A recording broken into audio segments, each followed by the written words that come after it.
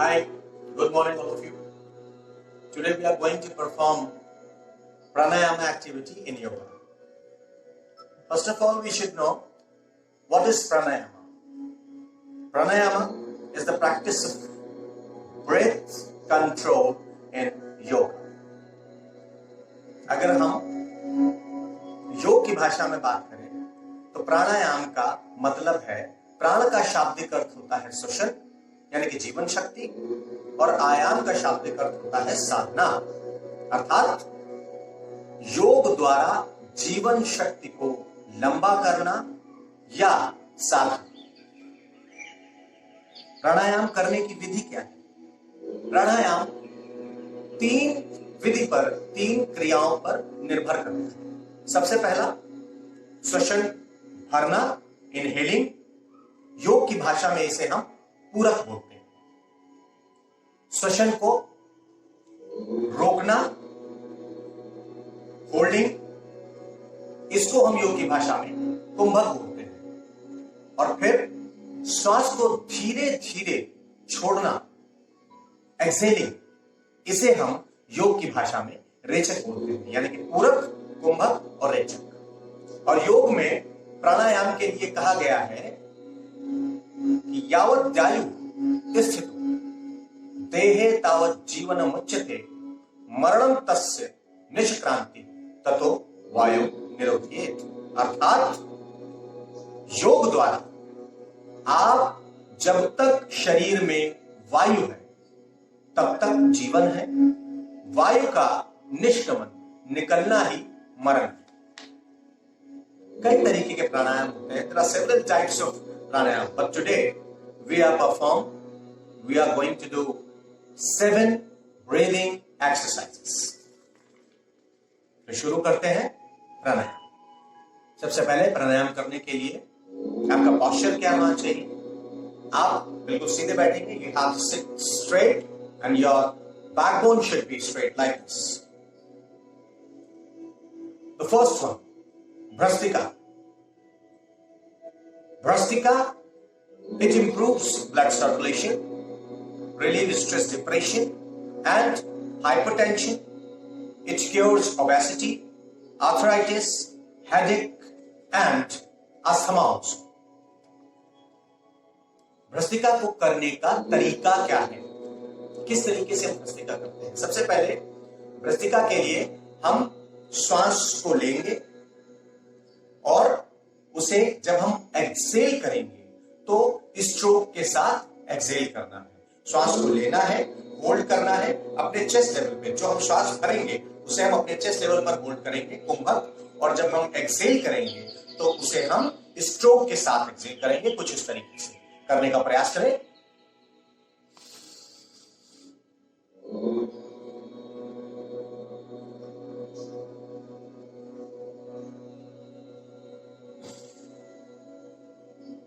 Again,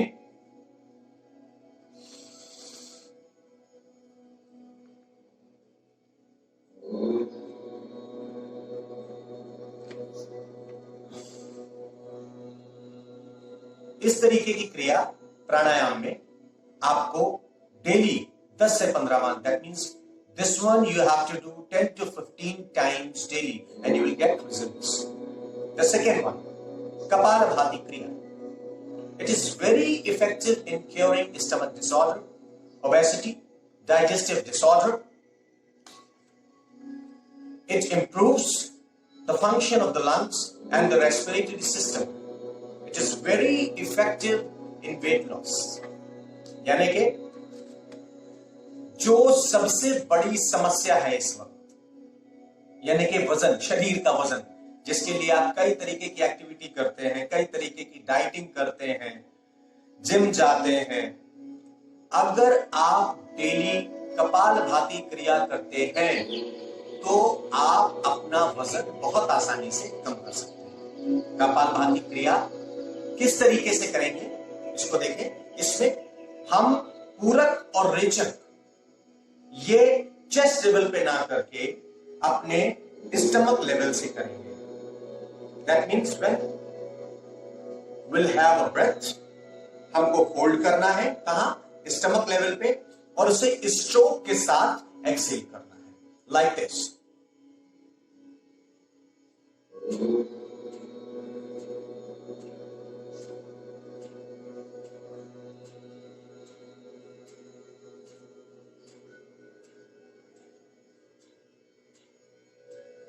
और एक बहुत जरूरी बात कि इसको सही तरीके से करना। जब आप कपालभाति क्रिया करते हैं तो जरूरी नहीं है आपका पूरा शरीर हिलना चाहिए, आप कंधे हिला रहे हैं, आप सर हिला रहे हैं, नहीं, सिर्फ और सिर्फ वर्कआउट आपके स्टमक लेवल का होना चाहिए। और स्ट्रोक से जब आप एक्सेल करते हैं तो आपका शरीर अपने आप कंपन करने लगता है। इसको करने का प्रयास फिर से करें।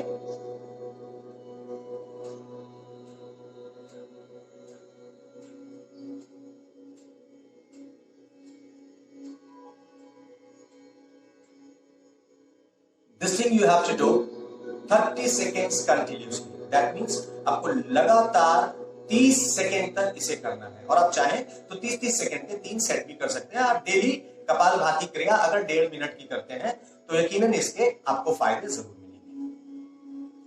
The third one, bye. By योग की भाषा में इसे जलंधर बंद कहते हैं और इसे हम बोल सकते हैं it's type of throat lock also. The benefits of throat lock: constipation, acidity, gastric problem, hernia, and it completely cure in prostate related problem and reproductive organs related problem. और इसको करने का तरीका क्या है, किस तरीके से हम बाह्य को करते हैं? बाह्य में आपको श्वास को भरना है, इनहेल करना है और उसे रोक करके रखना है और अपनी चिन को अपने चेस्ट पे जाके लॉक कर देना है। और उसके बाद as much as you can आप जितनी देर भी कुंभक कर सकते हैं, दैट मीन्स होल्ड कर सकते हैं ब्रेथ को, तब तक आपको रोक करके रखना है और फिर एक्सेल करना है और धीरे धीरे अपनी चिन को ऊपर लाना है, कुछ इस तरीके से।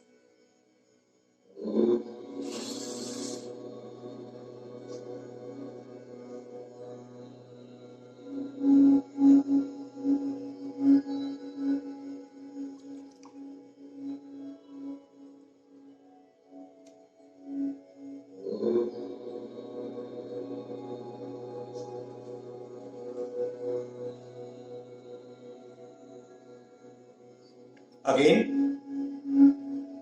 take a deep breath.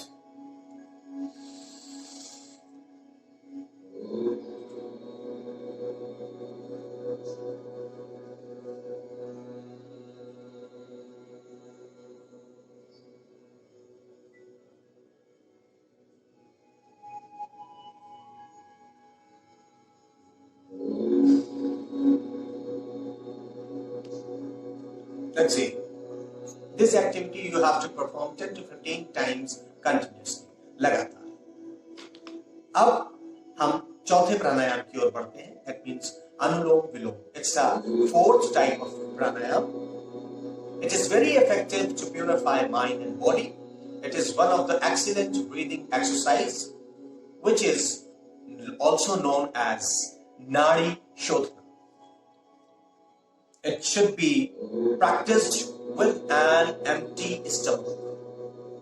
It helps to improve the function of your lungs. ये आपके श्वसन तंत्र को, आपके रेस्पिरेटरी सिस्टम को बहुत स्ट्रॉन्ग करता है, बहुत मजबूत करता है, आपके लंग्स को, आपके फेफड़ों को बहुत मजबूत करता है। अनुलोम विलोम किस तरीके से करते हैं, उनको करने का तरीका क्या है? सबसे पहले आप अपने राइट थंब से अपनी राइट नोजल को लॉक करेंगे और लेफ्ट नोजल से श्वास को लेंगे, श्वास को भरेंगे, इनहेल करेंगे और फिर अपनी मिडिल फिंगर से अपने लेफ्ट नोजल को लॉक करेंगे और जब हम एक्सेल करेंगे तो अपने राइट नोजल से एक्सेल करेंगे। कुछ इस तरीके से शुरू करते हैं।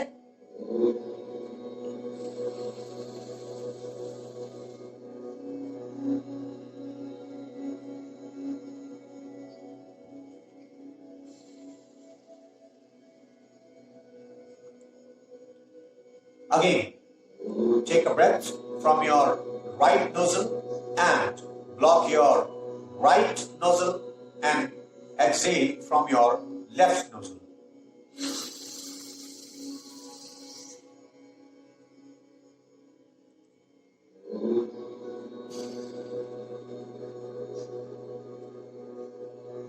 क्रिया आपको लगातार करनी है 10 से 15 बार, और इसे अल्टरनेटिवली करना है आपको, पहले राइट नोजल से एंड देन लेफ्ट नोजल से। द फिफ्थ वन, भ्रामरी प्राणायाम। ये एक ऐसा प्राणायाम है जिसमें आपको भौरे की तरह साउंड करना है। That means Indian beat. आपने आवाज सुनी होगी भौरे की, कुछ कंपन करती हुई आवाज होती है, वो आपको आवाज करनी है। और भ्रामरी के लिए आपको बता दूं, it is an excellent breathing exercise which plays an important role in releasing agitation, frustration and anger. It is the best for calming your mind. It cures sinus problems. Bhramari करने का तरीका क्या है, किस तरीके से करते हैं? Your first finger should be on your forehead and your middle finger on your eyes, your ring finger on your nose and your thumbs on your ears, and lock them and take a breath.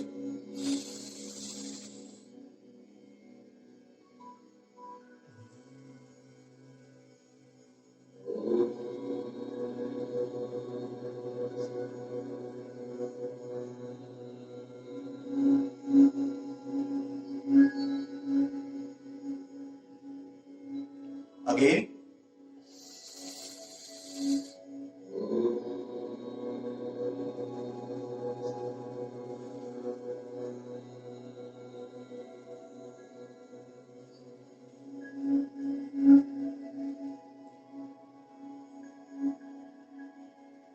जब आप श्वास को Excel करेंगे तब आपको भौरे की तरह आवाज निकालनी है। आप देखेंगे कि आपको शांति की अनुभूति। द सिक्स्थ वन, उद्गीत। उद्गीत एक तरीके का ऐसी मुद्रा है, एक तरीके का ऐसा प्राणायाम है जिसमें आप डायरेक्टली गॉड से कनेक्ट होते हैं। इस प्राणायाम में आपको ओम शब्द का उच्चारण करना पड़ता है। आप किस तरीके से ओम शब्द का उच्चारण करते हैं? आपको ओम शब्द का उच्चारण करना है। जितना कि आप ओ बोलेंगे उतना ही श्वास को जो रिलीज करते हैं, एक्सेल करते हैं, वो उसी के साथ।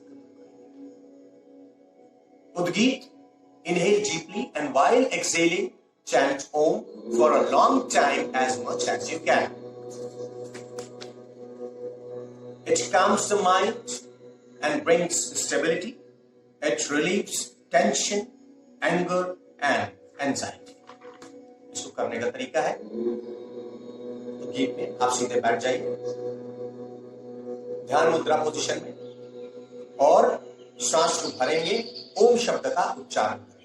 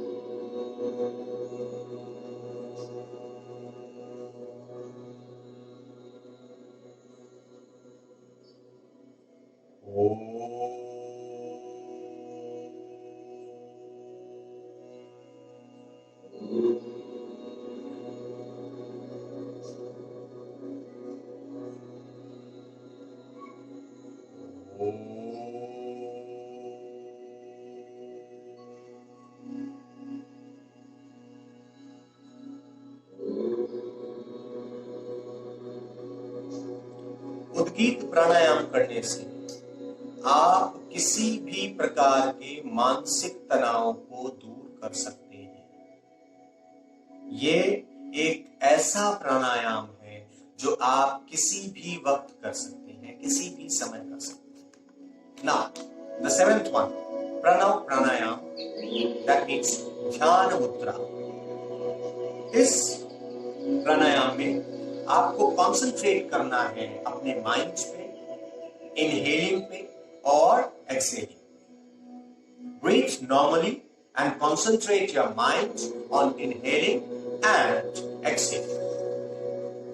It gives physical and spiritual energy, gives good health and increases concentration power. किस तरीके से करते हैं?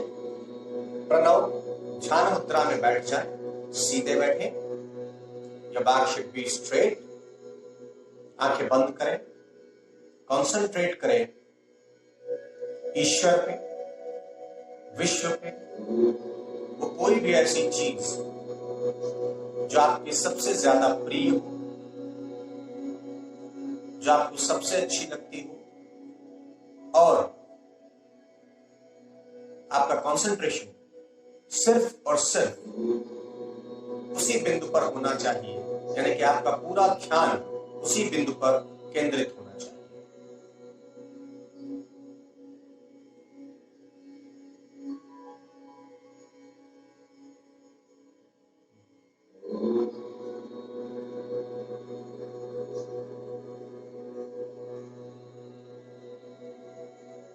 ध्यान केंद्रित करें। When you are taking breath, inhaling, when you are exhaling, concentrate on your mind, concentrate on your gut, concentrate on your inhaling and exhaling.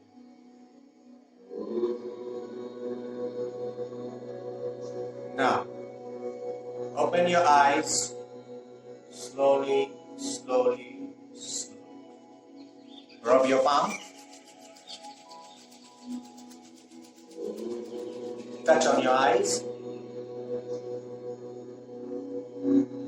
Again, rub your palm.